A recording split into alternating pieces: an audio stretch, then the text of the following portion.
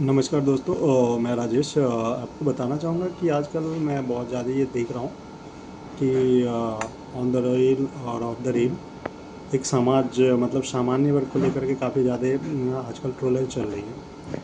इसमें बीजेपी जो है ये खुल के आजकल मैं देख रहा हूँ कि पिछड़ा और अति पिछड़े की बातें कर रहे हैं, जबकि जो सामान्य वर्ग हैं उनके लिए कोई भी इनके पास अपडेट नहीं है।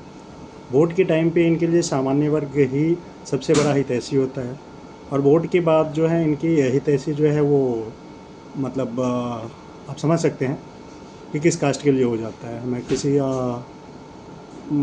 आरक्षण को लेकर के मैं ना तो मैं उसके खिलाफ हूँ और ना ही मैं उसके पक्ष में हूँ, दोनों ही बातें हैं। आरक्षण होना चाहिए, बट आरक्षण जातिगत ना हो करके गरीब के लिए होना चाहिए। एक विशेष समुदाय को छोड़ करके आप जो गरीब हैं उनके लिए होना चाहिए, और गरीब कोई जाति विशेष देख करके नहीं होता है।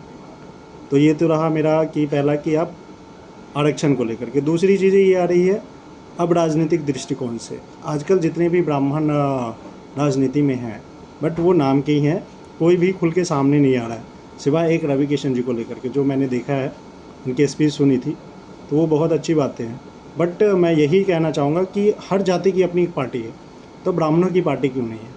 और यह बड़ा वही गंभीर मुद्दा है कि ब्राह्मणों का भी एक पार्टी होना चाहिए। चाहे हम शुरू में एक सीट पे ही हैं, एक सीट ही ब्राह्मण जीते, बट वो एक ब्राह्मण की सामान्य वर्ग की पार्टी होनी चाहिए, जहाँ पे ये दिखना चाहिए कि आज बीजेपी जो इतनी बड़ी पार्टी उभरी है, एक टाइम था जब वो 2 सीट ही जीत पाई थी।